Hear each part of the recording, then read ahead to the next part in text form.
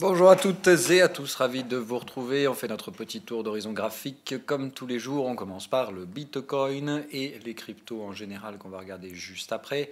C'est sans grande surprise que le marché se pète la gueule ce matin. Attention, breakout baissier, c'est-à-dire que c'est encore pire, enfin mieux pour ma part, que ce que j'attendais. Les renforts sont exécutés en cassure du support. Je retourne vendeur au même titre qu'avant. Pas plus de levier encore pour l'instant, j'attends que ça confirme. C'est-à-dire que c'est à ce moment-là que je serai prêt à mettre du levier, mais je pense qu'effectivement, là, on est arrivé en activation du truc. C'est-à-dire, en gros, on a fait un petit bruit de marché, impossible de reprendre la main pour les boules. On va viser probablement le support, un petit pullback ici, grand max, et je pense qu'on va s'extraire par le bas. Du canal, c'est-à-dire que maintenant, ça c'était la fourchette d'Andrews, c'est ce qui permet d'anticiper le canal des premières vagues. Je pense que maintenant, on est plutôt en train d'arriver au bout, c'est-à-dire qu'on peut tracer ce canal-là. Donc on fait 2, 4, voilà. Alors maxi de la 4 qui est là, je pense, je sais pas, voilà, là. Au bottom de 3, donc normalement c'est ça qu'on va revenir chercher ici. Alors attendez, ça on peut supprimer, il y a du vide à faire. Voilà, ça je pense qu'on n'en a plus besoin, on l'a traité suffisamment. Je pense que celle-là, elle n'est plus nécessaire à être sur les graphiques. Ça non plus, on n'est plus dans une situation de range, donc c'est plus la peine de garder tout ça. Il n'y a plus de dump zone, on a pété par le bas, point barre. Le plus bas du chandelier weekly est cassé, ce qui confirme donc le chandelier weekly précédent qui était déjà bien moche. Pour les acheteurs, là on leur en refout une. Tant qu'on est sous le break, c'est très très mauvais signe pour les bulls. Là. Je préfère être honnête, ça sent la dégringolade. Regardez la structure, 1, 2, 3, 4, 5. C'est donc une 5 étendue qui nous attendrait devant. Et c'est moche, parce que 5 étendue, je vous rappelle, c'est mini 161 de la 3. C'est-à-dire, ça nous amène sur le support majeur et peut-être plus si affinité. Moi, je ne limiterai pas ce mouvement à la baisse. Maintenant, je vais être clair, mon stop, il est là et j'y vais comme il faut. Maintenant, je veux voir si on valide ou si on range cette zone de prix et qu'on retrace un peu plus. C'est-à-dire que je ne vais pas non plus encore comme un teubé. C'est vraiment là que je veux du levier. Je veux qu'on vienne tester la target, qu'on aille un petit peu au-delà et qu'ensuite on la rattaque une seconde fois, toujours en maintenant le niveau de breakout qui est donc ce niveau horizontal. Tant qu'on reste là-dessous, en clôture, je ne vois pas la raison de passer acheteur. Consensus, pas consensus, je vous l'avais dit, le marché s'en cogne. Il vend, point barre. Maintenant, l'indice crypto, même chose, ça tombe, il y a un support qui va pas tarder à céder là aussi, même chose, la VOV 4 est en overlap de la 1, donc c'est bear, et donc il faut s'attendre à une vague 5 étendue là aussi qui nous ramènera probablement vers les supports, donc il n'y a rien à acheter, encore une fois, je suis navré de vous le dire, mais dans les cryptos, ça s'annonce moche pour la suite, pour l'instant, et on devrait probablement donc décrocher et retracer intégralement cette zone de prix. Moi, je pense que c'est ici qu'on va terminer, c'est-à-dire là où il y a le cluster, la zone 161, 76,4 de retracement, un support horizontal. C'est vraiment par là, c'est dans cette zone, je pense qu'on tire. Donc ça fait sur l'ensemble des cryptos, encore une fois, c'est assez fortement pondéré Ethereum, ça fait moins 25, moins 30%. Autrement dit, si vous êtes acheteur, faut quand même pas avoir de levier, sinon ça va faire mal. Voilà, donc de toute façon c'était prévu, il n'y a rien de bien surprenant à ce niveau-là pour ma part. Donc ça tombe les cryptos, c'était attendu, on est dans le cadre du scénario, tant mieux. Maintenant, on poursuit les autres actifs, ce qui m'intéresse un peu plus en ce moment. Donc le S&P 500 qui ne clôture pas son gap, c'est important, il faut bien le comprendre, d'accord ? On tient le gap vendeur qui est ici, je vais le noter là comme ça, vous le verrez bien, voilà. Donc on tient le gap vendeur, mais on tient le gap acheteur. Et ça me plaît beaucoup moins. Donc de toute façon, j'ai encaissé des gains hier pour payer tous mes stops. Maintenant, la suite, je m'en fous un peu. Mais voilà, il faut forcer de constater qu'en tout cas, le gap, là, n'est plus. D'accord ? Il n'y a plus de... Enfin, pardon. Non, je dis n'importe quoi en plus. Je vais y arriver à l'attraper. Voilà. Donc voilà. Par contre, il faut constater donc, que le gap est toujours d'actualité, à la hausse comme à la baisse. Ce qui veut dire qu'à mon avis, on est plutôt neutre entre les deux et ça va être difficile. Maintenant, moi, je prends en compte qu'on a toujours un gap baissier ouvert hier. Donc, je dis tant que le gap baissier reste ouvert, pas de raison que Wall Street remonte bien haut. Ça sent même que Wall Street va probablement essayer de clôturer un des deux gaps. Donc, soit celui-là, c'est l'objectif à Wall Street aujourd'hui. Honnêtement, difficile à dire. Pour l'instant, on est pile poil dans le cadre du scénario, mais j'aimerais voir ce gap clôturé avant le gap baissier. Voilà. Donc c'est vraiment l'objectif que j'aimerais avoir sur les prix aujourd'hui. Un Wall Street qui rouvre à peu près par là, à la neutralité de la séance d'hier et qui très rapidement, boum, se dirige, fermer le gap. Et si on peut poursuivre jusqu'à l'ouverture annuelle, c'est vraiment génial. Ça serait vraiment bear, hein, encore une fois, mais tout à fait envisageable. Ce qui serait vraiment bien pour un bear, ce serait effectivement donc clôture du gap, pas de support sur la clôture du gap, poursuite au-delà pour aller chercher le niveau d'ouverture annuelle. Là, ce serait top niveau. Ça voudrait vraiment dire qu'il n'y a pas du tout de sentiment bullish, qu'on est au contraire dans un marché qui fait tout pour essayer de soutenir les supports. Et par contre, ici, je pense qu'il faudra quand même penser à encaisser sur le second gap. Hein. Si on peut fermer les deux gaps, c'est vraiment un bel objectif pour les vendeurs et je pense qu'il faudra commencer à se calmer à ce niveau-là. Je vous rappelle qu'on baisse jamais point A à point B. Donc si on doit baisser, on fera probablement, vous voyez, une vague 1 par là, on reviendra chercher une 2. C'est la 2 évidemment qu'il faudra vendre fortement. Comme toujours, la vague 1, c'est la vague pour les spéculateurs. Et après, vous voyez que si on doit baisser, moi c'est plutôt un genre de truc comme ça que j'attends. Voilà. On baisse. Ici, on fait croire encore une fois que c'est un ABC ou un truc comme ça, hein, parce que c'est typiquement comme ça qu'on fait en général. C'est-à-dire qu'on pourrait tout à fait faire un truc comme ça. On clôture le premier gap, que le premier, on vient chercher le deuxième, il fait support. Là, ça sera vraiment top pour les bearish. On remonte un bon coup sur la vague 2, on se fait une 3 de taille équivalente, on vient faire un overlap 4-1, et derrière, boum, la 5 qui ramasse tous les stops, qui part en ligne droite, et qui racle tous les acheteurs, hein, tout simplement. Puisqu'ici, ils vont croire que ça fait scénario ABC, hein, c'est-à-dire ils vont dire c'est une correction standard de type ABC. On peut tout à fait faire un truc comme ça, sauf qu'effectivement, c'est pas ABC, on défonce les supports, tout le monde déclenche les stops, vague 5 étendue, et point barre. Moi, c'est le scénario que je joue pour l'instant. Je reste vendeur des marchés américains. Je ne pose pas la moindre question à ce niveau-là. Maintenant, attention, voilà, j'y vais pas pour l'instant. Tête baissée, full levier. Je pense qu'il peut y avoir encore des pullbacks. On est sur la première vague, donc c'est la vague où le sentiment devient mitigé. On commence à comprendre qu'au final, c'est peut-être pas forcément ultra bull. Un peu comme le Bitcoin, hein, voilà, tout le monde était ultra bull, puis ils ont commencé à comprendre qu'il y avait quelque chose qui merdait dans la mayonnaise, et maintenant ils sont en train de comprendre que ça repasse bear. Donc c'est toujours pareil, le trader anticipatif, il a toujours 2 coups d'avance, et on a toujours l'air bête à dire qu'il faut vendre quand le marché baisse pas, mais c'est toujours pareil, on anticipe. Donc voilà, pour l'instant, moi le schéma Wall Street, ça reste donc pas un range, puisque donc on échoue sur la partie haute de la zone neuneu. Ce que je vois par contre, c'est une sortie baissière de la zone neuneu et effectivement se diriger vers des supports un petit peu plus importants. Pour l'instant, pas d'euphorie. Gap baissier versus gap haussier, tant qu'il n'y en a pas un des deux qui saute, on n'a pas de sentiment, c'est-à-dire c'est neutre entre les deux. Et aujourd'hui, quand même, il y a une forte probabilité qu'on vienne refermer celui-là, c'est-à-dire refermer le gap baissier. Si on ne le referme pas et qu'on part refermer le gap haussier, ça par contre c'est cool. Et si on poursuit, voilà, c'est vraiment scénario le plus bear, c'est-à-dire super force bearish, on fait ça aujourd'hui. Ça, ce serait vraiment cool pour nous en tant que vendeur. Et derrière, probablement, on aura une vague 2, voilà, comme j'ai dit, 3, 4, et on pourra espérer une grande 5. Ça, c'est vraiment le scénario best pour nous.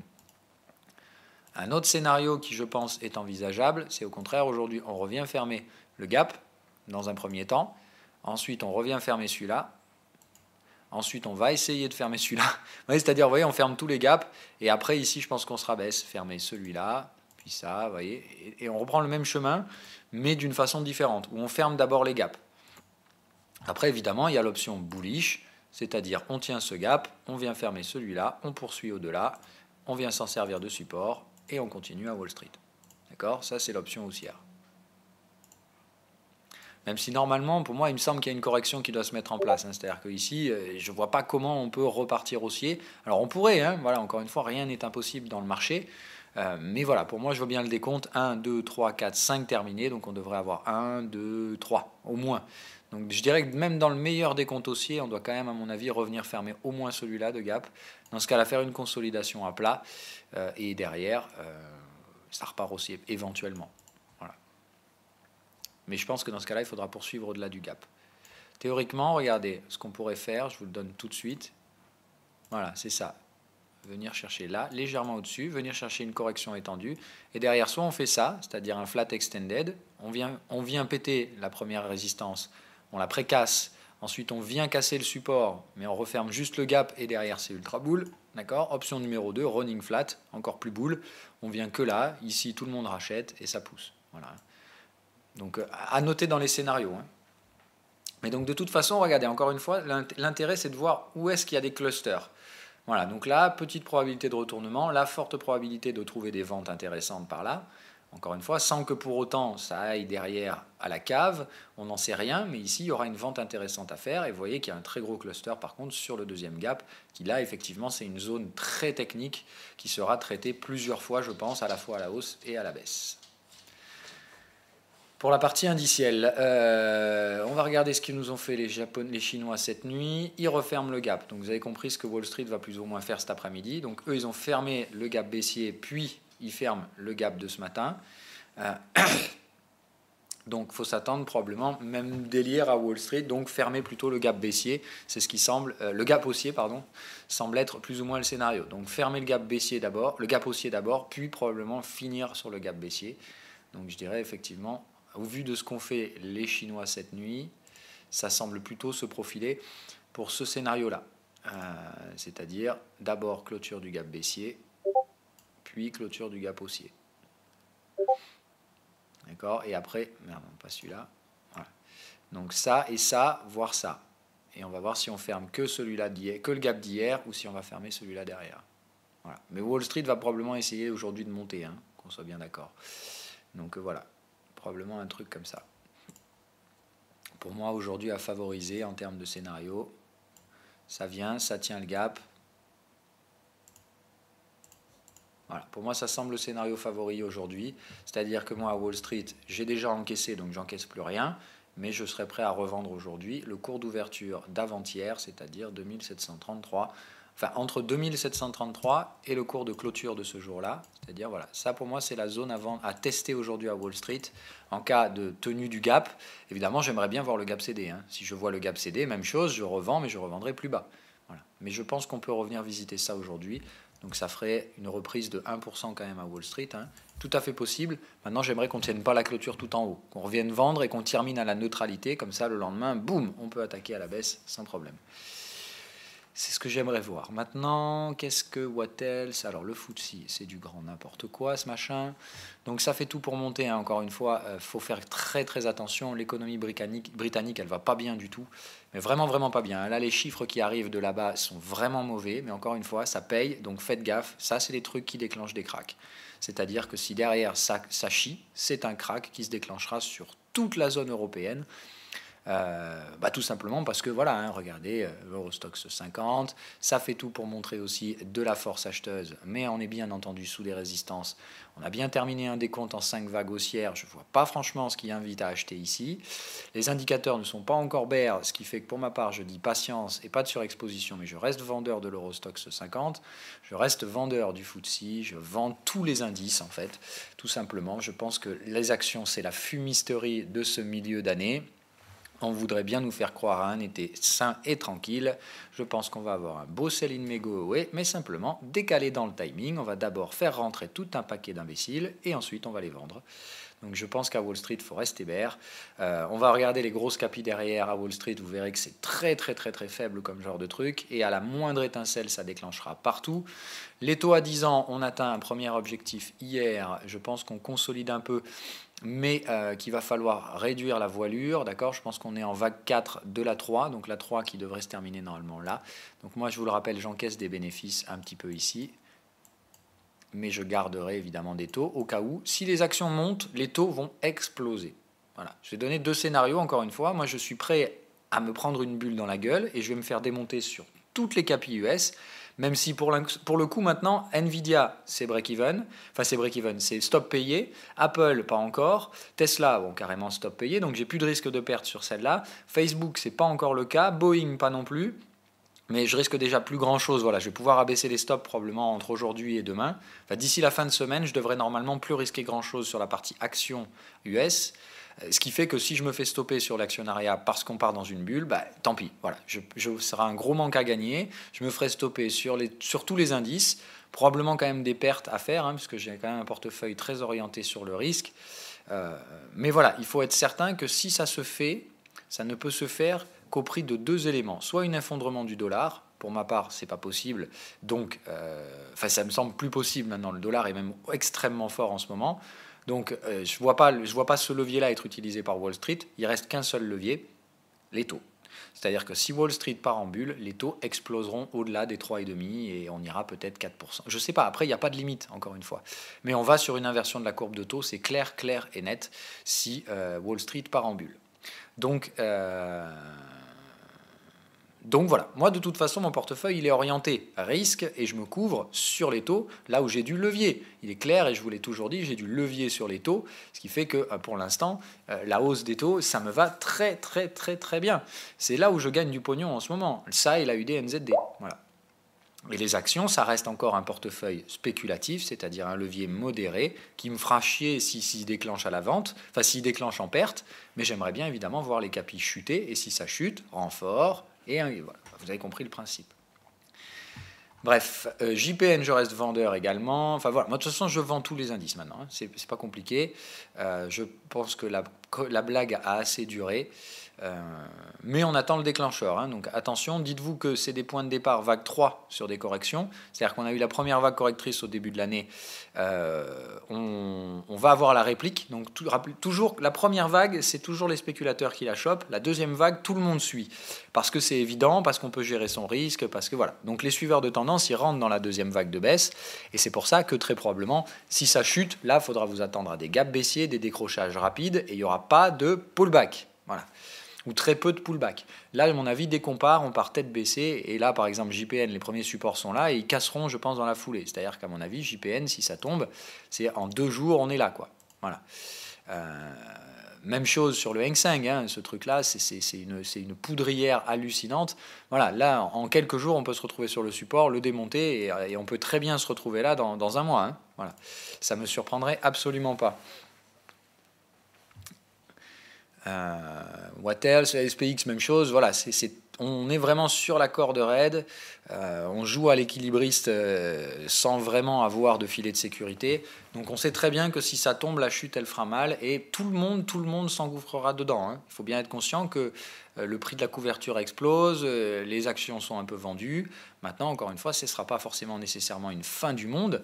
Mais moi, je pense que c'est le mouvement de l'été. De nous positionner pour une rentrée en bas sur des supports majeurs à Wall Street et ensuite on voit si on achète ou on n'achète pas.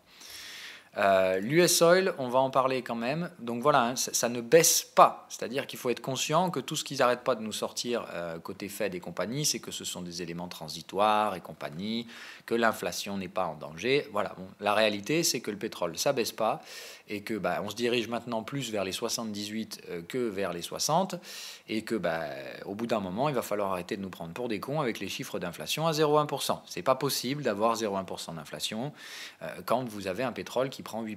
Voilà. Donc il faut s'attendre à ce que l'inflation arrive d'un coup et c'est probablement ce qui déclenchera les sell-off à Wall Street. Donc encore une fois, patience. Wall Street est data dépendante, même si on peut appeler ça aujourd'hui de la grosse connerie dépendante, parce qu'on sait très bien que ça va arriver, mais comme d'hab, on attend que ça arrive, alors que le rôle des marchés, c'est quand même d'anticiper en théorie. Donc là, on n'anticipe plus rien, on ne réfléchit pas. Dès que ça peut être haussier, par contre, on y va tête toute balle baissière, toute balle à la hausse. Les éléments baissiers, on attend vraiment qu'ils soient là et qu'ils se soient accumulés, et puis on les price tous d'un coup. Voilà. Donc c'est comme ça que ça fonctionne à Wall Street, vous avez bien compris. Donc on attend qu'il y ait un bon paquet d'éléments négatifs qui s'accumulent, et puis un beau jour, il y aura un déclencheur, ce sera panique à bord, et puis évidemment, tout le monde fera la même chose en même temps. Voilà. Donc attention pour l'instant sur le gold. Moi je pense que la structure n'est absolument pas baissière. Alors évidemment tout le monde va vous dire qu'il y a un biseau et patati patata. Moi je pense que ce truc-là reste haussier et qu'au contraire on va aller vous piéger, c'est-à-dire qu'on va reporter en canal. Voilà. Donc moi je dis il faut faire gaffe, très très attention maintenant sur le pétrole, parce que tout le monde aimerait le voir baissier, et malheureusement si on vient là, boum, si ça casse ici, on vient chercher 75-77, vous voyez qu'il y a un faux break baissier, c'est-à-dire que si le prix revient là, bam, c'est un signal d'achat, et encore une fois, moi je pense que c'est ce qui est très probablement en train de se passer, c'est-à-dire que le pétrole qui refranchit encore une résistance, je ne vois pas comment les actions peuvent ne pas baisser là. Hein. C'est pas possible. C'est vraiment pas possible. Donc encore une fois, on marche à la tête en bas à Wall Street, mais pour combien de temps? C'est la grande question qu'il faut se poser en ce moment. Moi, honnêtement, j'ai pas la réponse, mais je vois la fumisterie et je sais que quand il y a une manipulation de marché, il faut être patient, mais dès que ça tombe, il ne faudra pas s'arrêter tout de suite. Il y aura évidemment un contre-pied vendeur, c'est-à-dire que probablement, au lieu de baisser de 10%, on en fera probablement 14%. Voilà. Historiquement, c'est toujours comme ça qu'on fait. Quand on fait les cons à la hausse, d'un coup, il faut le payer beaucoup plus cher à la baisse derrière. Et c'est ce qui nous attend, je pense, à Wall Street. Allez, un petit tour d'horizon graphique euro-yen. Voilà, donc euro-yen, je ne sais pas si on n'est pas déjà dans une vague 1, là, hein, on va voir. Pour l'instant, j'ai toujours des signaux plutôt boules, donc je reste modéré hein, sur l'euro-yen, mais ça ne m'invite pas à... Enfin, je me demande si on n'a pas déjà terminé la conso, quoi. On est venu chercher pile poil 50% et ça revend. Donc 61 ce serait faisable, mais rappelez-vous, je vous avais dit à 50% ça peut suffire sur l'euro-yen tellement on est bear. Parce que regardez quand même en daily, on est en vague 3 de vague 3. C'est-à-dire vague 1, 2, maintenant on est en vague 3, donc tous les suiveurs de tendance ont bien vu que l'euro-yen était bear. Et on a déjà fait la vague 1, ce qui fait que tout le monde cherche à courir après les prix en ce moment. Donc 50% de retracement, c'est déjà pas mal pour une vague 3 de vague 3. Enfin pour un repli vague 2 avant une vague 3 de vague 3. Là, par contre, la prochaine vague baissière sur l'euro-yen, elle va tarter. Hein. Elle va envoyer du steak. Là, vous voyez qu'il n'y a aucun acheteur. Donc là, c'est la zone où ça va faire tac, tac, tac, tac, bam. Voilà. Donc l'euro-yen, direction le bas de canal. Moi, j'attends pour l'instant. Je ne suis pas encore totalement confiant sur les renforts. On voit bien qu'en daily, ça fait 2 fois qu'on a fait une mèche haute. J'attends de voir comment c'est aujourd'hui. Mais si aujourd'hui, on devait clôturer sous le plus bas d'hier, peut-être que je remettrai des renforts. Voilà. Mais j'attends pour l'instant toujours ici, c'est là où je suis prêt à mettre du levier sur la position, c'est là où il me semble qu'il y a le moindre risque à payer, c'est le prix absolument génial pour un vendeur. Voilà. Là et éventuellement là, mais de toute façon, à ce prix-là, le stop est tellement proche qu'on peut mettre du levier sans trop de risques sur l'euro-yen, et je pense qu'on ne reviendra pas là.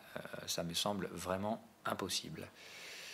L'eurodoll, est-ce qu'on s'y rattaque? Non, moi je pense pas. Hier, ça semblait un peu l'attaque, hein, c'est-à-dire c'était la raison pour déclencher les retournements à Wall Street. Je pense que la raison pour moi, ça reste les taux. Hein. Donc hier, c'était le dollar qui a fait baisser les indices. Aujourd'hui, ça devrait peut-être aller un peu plus bas, mais sans plus. Moi, je pense qu'on vient là, hein, c'est-à-dire que dans ce cas-là, on part sur un running flat ou un extended flat, hein, comme d'hab, on n'en sait rien. Mais voilà, pour moi, je pense que là, il nous reste du potentiel bear, petit potentiel bear pour venir chercher le bas du support. La zone ici, c'est un support qui avait été identifié. On a maintenant un contexte de projection héliotiste ici. Je pense donc que la structure de range semble se préciser comme étant plutôt un running flat. Donc j'attends dans ce cas-là. Alors running flat, en général, on retrace 38%. Donc hop, viens là mon coco. Voilà. Donc imaginez que si on va là, voilà, généralement, on viendra rechercher soit 23, soit 38. Donc ça ferait un point C là, sinon un 38. Et en extended, on viendrait chercher probablement 50. Vous voyez qu'il y a quand même une petite zone de demande ici, donc pourquoi pas. C'est encore indécis. De toute façon, tout ce qu'on sait en héliotisme, c'est que le point C ne se trouve et n'est validé que quand on a fait 5 vagues de hausse. Donc il faudra attendre, si on a 5 vagues de hausse ici, moi je reprendrai les shorts par là, bien évidemment vers la zone 23,6, mais ce sera quand même assez agressif. Bref, pour l'instant, ça reste en stand-by l'eurodoll. Pas de raison de se foutre ultra bear là-dessus. Ça m'étonnerait qu'on ait déjà trouvé le point 4. Après, on peut très bien avoir trouvé une sous 4. Rappelez-vous, on est 1, 2, 3. Dans ce cas-là, on aurait trouvé notre sous 4. C'est pas impossible hein, qu'on ait fait ça. Dans ce cas-là, on fera 5 là. Mais dans ce cas-là, vous verrez qu'on remontera quand même chercher une 4 ici. Donc dans tous les cas, je pense que pour revendre maintenant sur la partie euro-dollar, moi je reste en faible levier là, sur l'euro-dollar. Toujours vendeur, mais je reste en faible levier. Je remettrai une petite cartouche quand on revient effectivement chercher ces zones résistantes. Pour l'instant, plutôt un range qui s'annonce, donc vendre haut, acheter bas, point barre. Enfin sans acheter, mais on se rachète en bas en vendant en haut. Le GBP, voilà, donc là c'est le truc qui m'intéresse, donc pour le FTSE. Hein.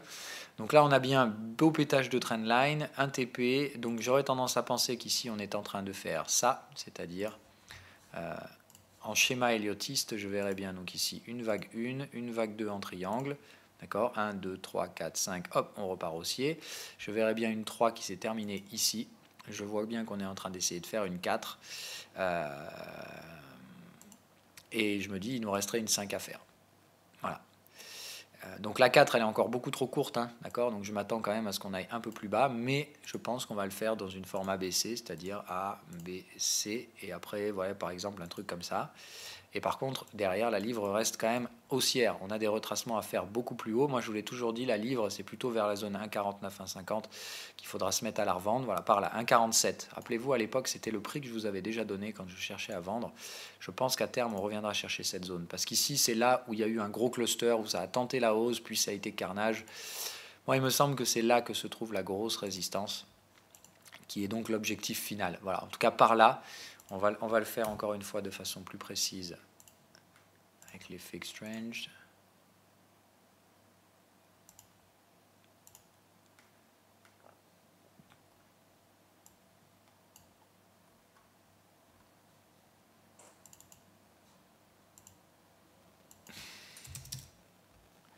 Voilà, donc le prix, c'est là.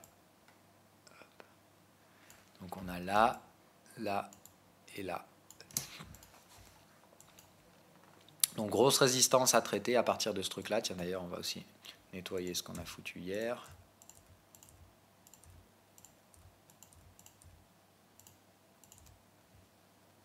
Hop. Voilà, donc moi le schéma que j'aurais donc en cours pour ce truc-là, ce serait effectivement ça. Donc l'attente d'une consolidation, pour l'instant, ça n'en prend pas vraiment la forme. Donc on est par contre sur des niveaux de support. Donc je pense que la livre, c'est fini. Et évidemment, c'est le carburant du FTSE. Hein, qu'est-ce qui a permis au FTSE récemment de s'envoler comme un teubé? Ben, c'est ça. Voilà, baissement de 7% sur la livre. Donc vous vous dites que dans le prix du FTSE ici, il y a 7% qui sont dus uniquement à l'effet devise. Voilà. Donc ça fait 5-6% de hausse, c'est effectivement, ça revient avec ce qu'ont fait tous les autres. Maintenant, le FTSE, il va vouloir faire quoi? Il va forcément vouloir dépasser son sommet historique. Hein. C'est ce qu'il essaie de faire là. Donc moi, j'aimerais bien qu'il se prenne une bonne grosse clacasse avant, comme ça, on sera bien tranquille. Mais encore une fois, tout est question de timing. Et là, il est clair et net que ce marché ne veut pas vendre. Mais encore une fois, s'il est forcé de le faire, ça se fera double dose. C'est toujours pareil, un marché qui ne veut pas, il fera tout pour ne pas, et puis quand il va devoir, il le fera double dose. Voilà. Donc encore une fois, je pense qu'il y a un coupe-gorge ici sur le FTSE qui se met en place, c'est-à-dire que tout le monde commence à se polariser et à passer en mode achat-espoir, c'est-à-dire on espère que ça va monter, qu'on va aller chercher le sommet historique pour être tranquille et remonter les stops.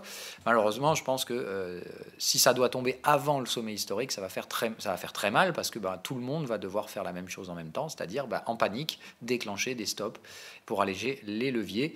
Et malheureusement, ça, c'est historiquement quelque chose qui fait assez mal. Et c'est pas parce que le mouvement est ultra boule que ça reste pas un mouvement retraçant. Et ça, il faut faire attention. C'est pas parce que vous avez un truc en ligne droite comme ça que c'est pas un mouvement de retracement. Ça, c'est une vague de baisse claire et simple. C'est pas une correction, ça. Je suis désolé. On a démonté des supports et on les a pas démontés gentiment. Moi, je préfère être honnête. Ça peut quand même être une vague 4 et dans ce cas-là, on ira légèrement plus haut. Mais encore une fois, ici, c'est la limite de mon décompte mensuel. Donc pour moi, ce n'est pas parce qu'on remonte là qu'on ne va pas y passer une semaine et derrière, boum, terminé. Et alors si ça tombe derrière, je vous dis, le FTSE, il va aller loin. Hein. Voilà. Là, on est remonté très haut, ce qui fait que mes targets sur le FTSE, elles sont bien plus basses maintenant. Je pense qu'on peut targeter bien plus bas parce qu'ils vont se prendre le double effet qui se coule, la livre haussière, plus du coup plus les baisses indicielles, c'est-à-dire qu'eux, ils prendront vraiment un double effet qui se coule. Je reste vendeur un FTSE, je peux me planter encore une fois, c'est du levier spéculatif, mais pour l'instant, franchement, ça me semble bien bear et ça sent juste la grosse fumisterie comme les autres. Le gaz, ça veut toujours pas, insupportable, hein. Insupportable le gaz, avalement baissier, tout comme le gold, hein, je pense qu'il va falloir lâcher. Là ça devient compliqué, voilà, on déclenche un nouveau signal bear. J'ai regardé la tranche du momentum, voilà, surachat et ça revend. Je pense qu'il faut arrêter alors faudra surveiller la clôture ce soir, mais si ça retombe, honnêtement le gaz il faut laisser tomber, c'est tout simplement que ce sera un actif baissier comme le gold. Mais encore une fois, gold, si les matières premières sont vendues, comment peut-on espérer avoir de la croissance? Faut être rationnel, encore une fois. Si on vend les matières premières, c'est que la croissance n'est plus là. Donc, c'est qu'on se projette sur une récession. Donc, pourquoi les actions montent? Si ce n'est qu'on est dans une grosse bulle débile.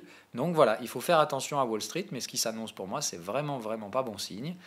Et encore une fois, soit on part vers une bulle et on va péter l'économie derrière, soit on rationalise un peu plus les mouvements et on retrace sur des niveaux de valorisation qui sont déjà extrêmement chers, mais on revient un petit peu plus à des choses rationnel en termes de gestion de risque.